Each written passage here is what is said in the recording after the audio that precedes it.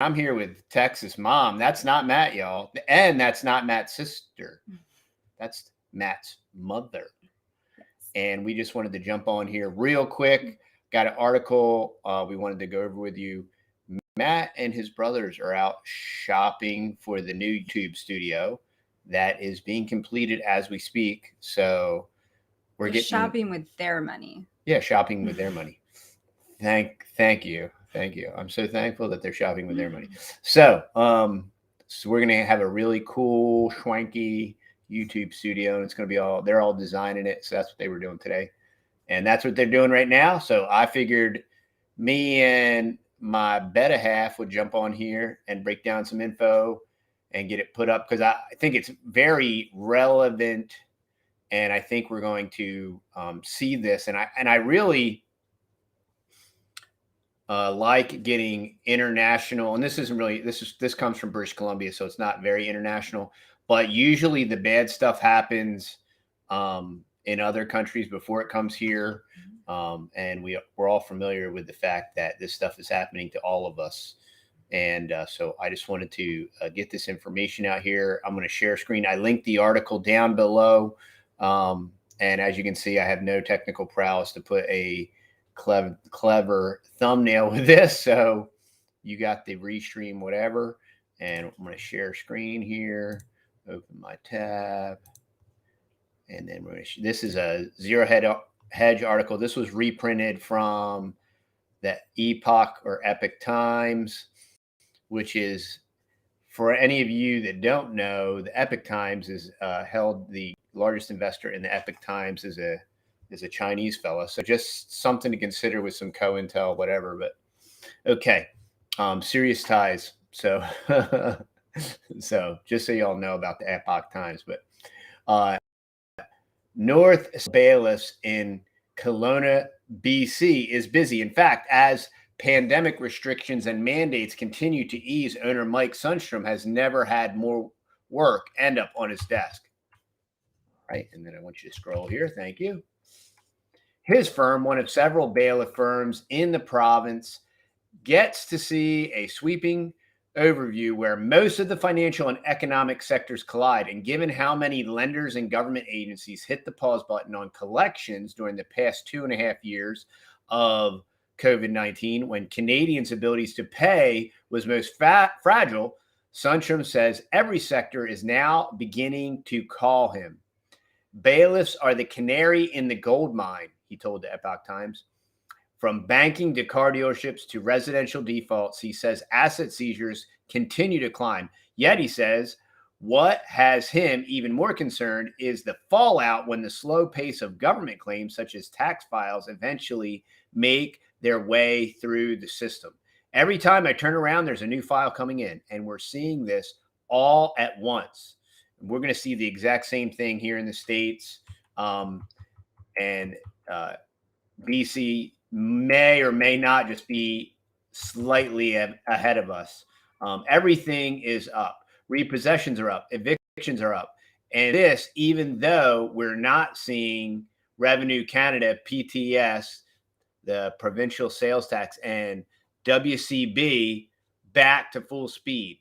They're sitting on the edge of the dam with all of that workload behind them that they've held back because of COVID-19. And it's just a matter of time before they can't hold it back any further. And that's how they monkey with the numbers and they manipulate the numbers. They just don't process stuff in a timely fashion.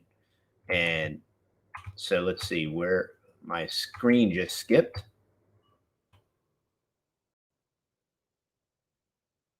Oh, it's going to keep doing that. It's annoying.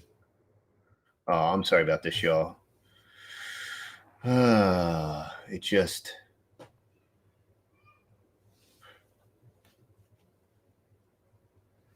Frida Ricker, a licensed insolvency trustee with Grant Thornton LLP based in Edmonton, says her office has seen an increase in people looking for advice on dealing with debt they can no longer afford to pay.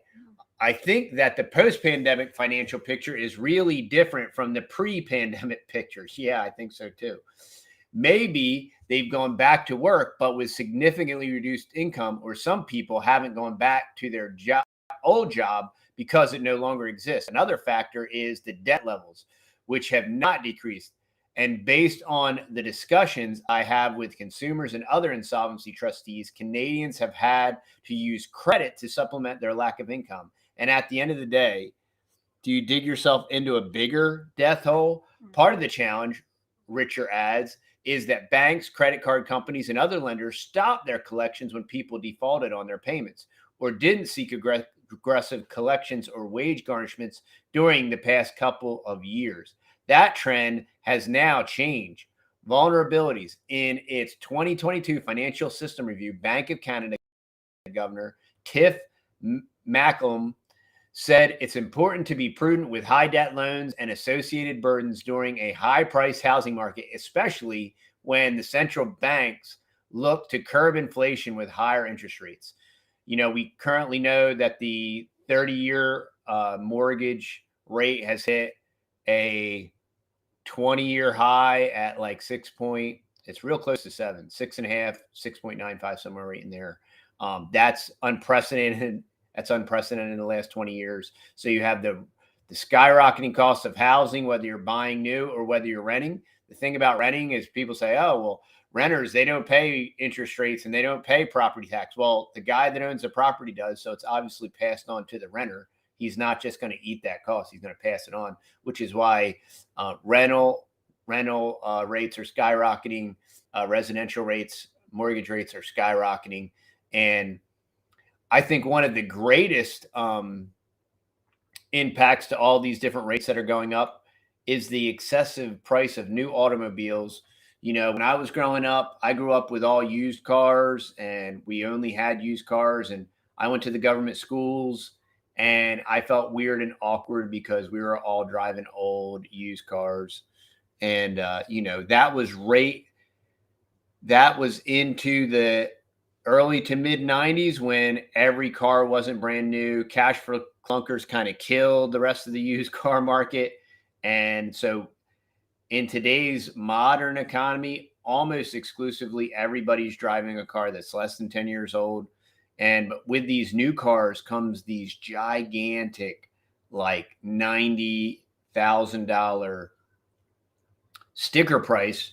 And you have people driving vehicles that immediately depreciate. You have them driving down the road and what's that? Are they still seeing this? Yeah, no, they're seeing this. Well, they see us over here. Oh, they see us over there. Sorry. All right, Texas Mom. She's trying to. I didn't feel like I had good eye contact. Oh yeah, keep good eye contact with the people, Mother. Okay.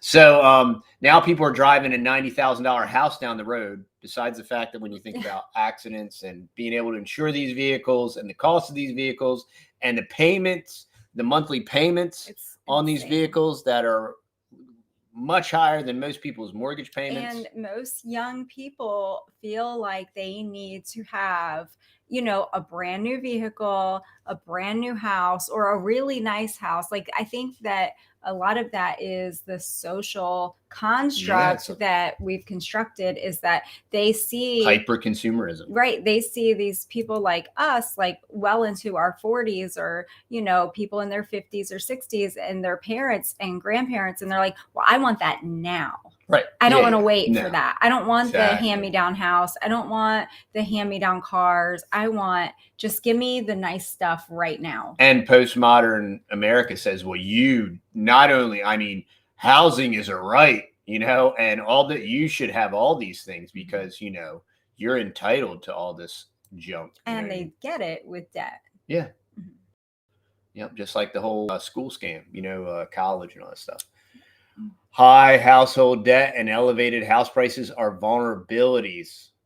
The concern with the high cost of living issues and consumer insolvency rates persist.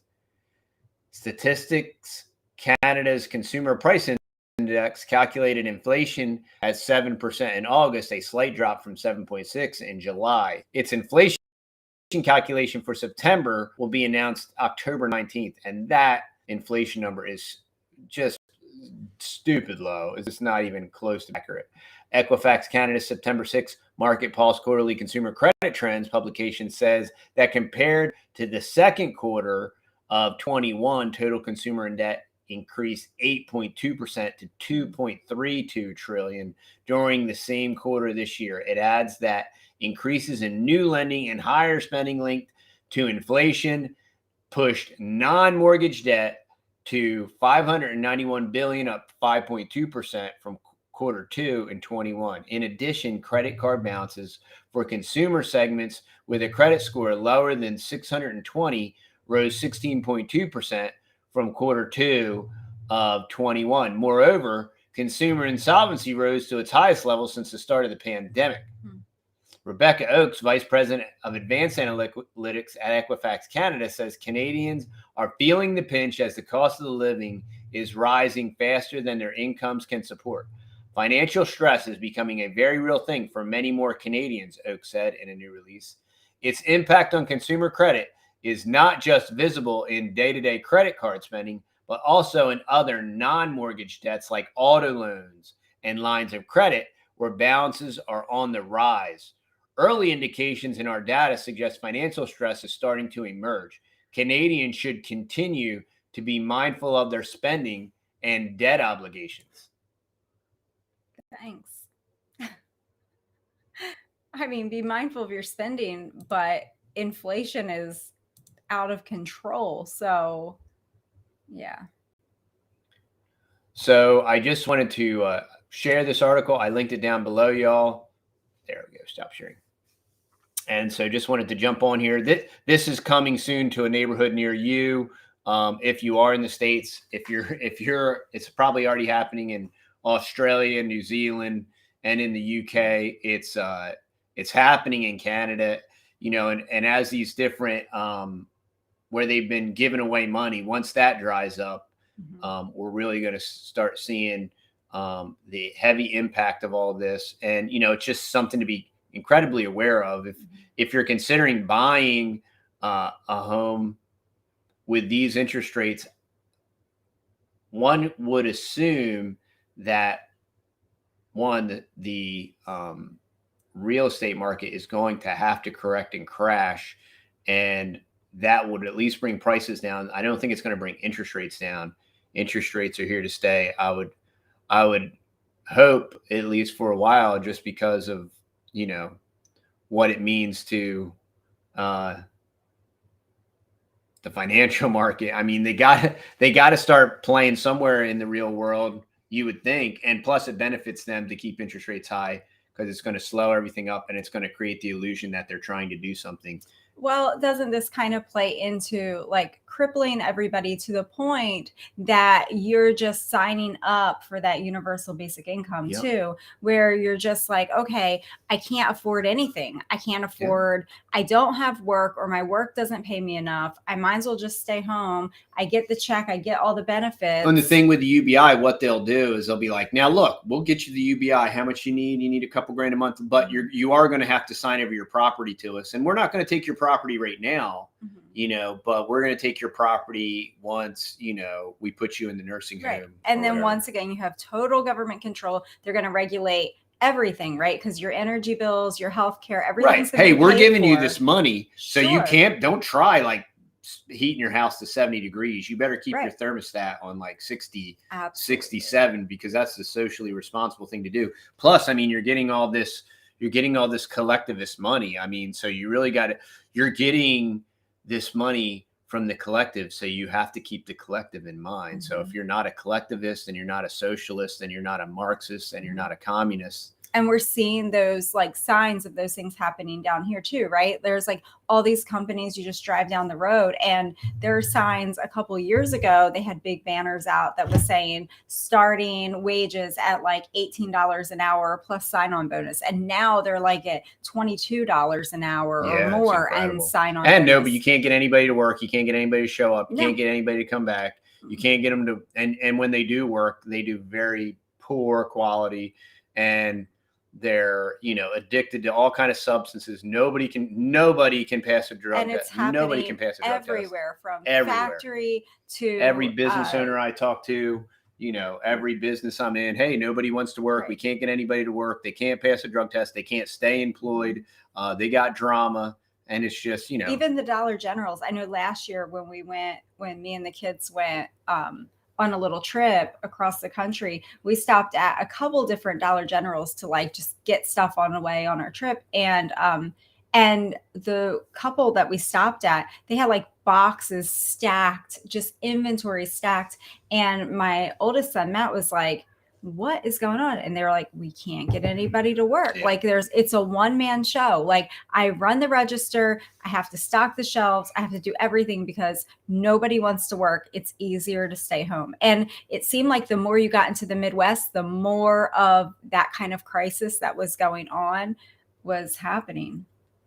Yep. Yeah. And as these different financial things implode, right, you have the central bank digital currency. That's how they'll re-prop the whole entire thing up. And then the substrate for the CBDC is going to be all the greening economy. So they're going to extract the micro. So they're going to literally quantify and financialize the biome in the soil, and they're going to extract value from that. And that's how they're going to control even the dirt you own.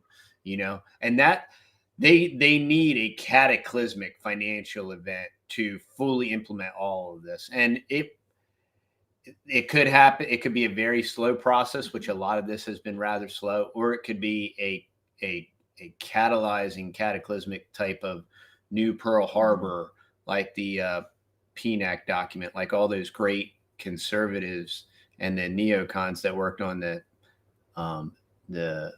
New America, that PNAC, what is that? Something for a New American Century or whatever. Yeah. So it's just like that, it'll be a financial Pearl Harbor. It could potentially be like a cyber attack on banks, and it'll probably be, these usual suspects that we paint, all those same usual suspects that work together and build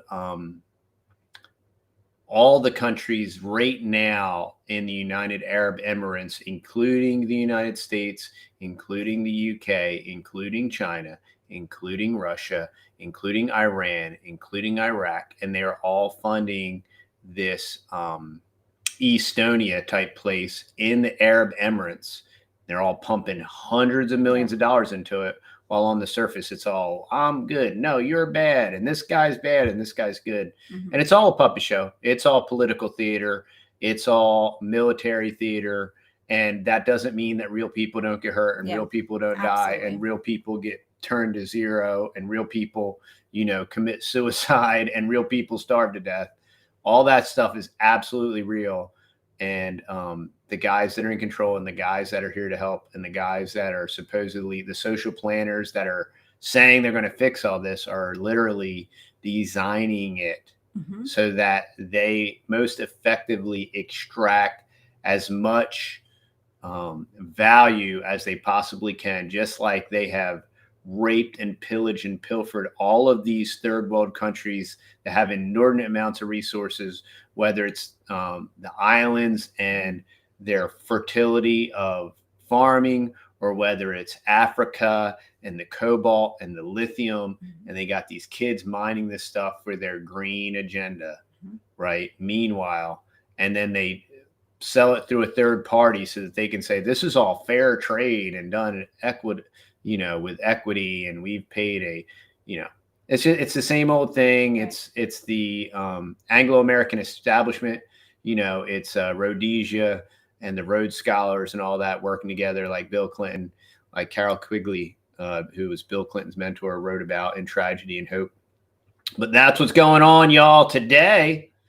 And thanks. Yeah, Jesuit theater. Oh, yeah. Yes. The Jesuits are always involved. They're usually at the top of the food chain. And I can speak a little bit to the inflation that's happening in Canada.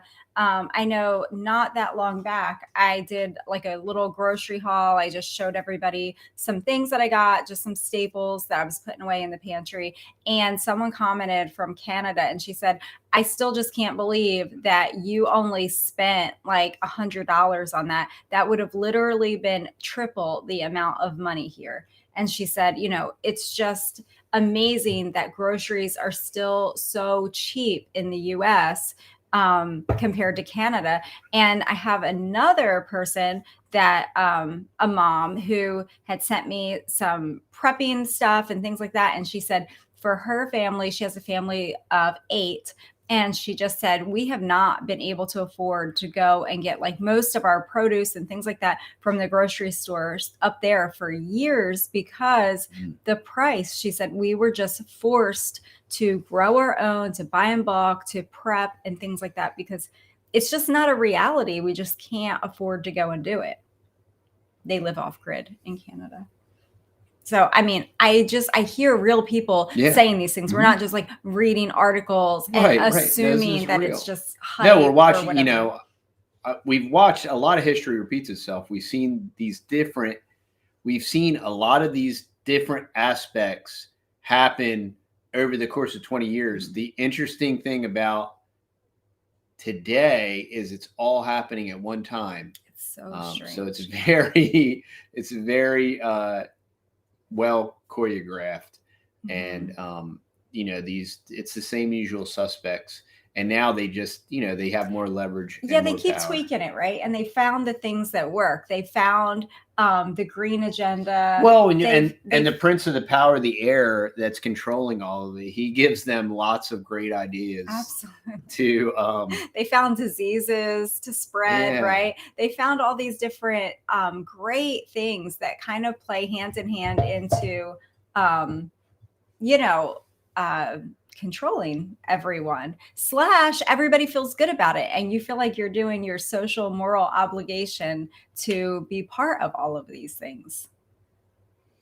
Yeah, well, that, you know, that's how they play it out. Like if you care about, it's, you know, it's about the kids, you know, and if you care about the kids, you'll do this, and if you care about the planet, you do this, and that's how they get away with all their egregious government school propaganda is like, well, but it's for the kids, you know, and that's why they want to take away the pew sticks and all that stuff. Well, it's for the kids, and it's to keep people safe. And every time they say or write anything, you know that it is exclusively, at minimum, the exact opposite, or it's a 3-step drop to do 4 other things that none of us want to happen. So, well, that's all for now, you know. And I think me and Matt are going to be probably filming a video when he gets home. And we'll see y'all on the next video. Thanks for hanging out.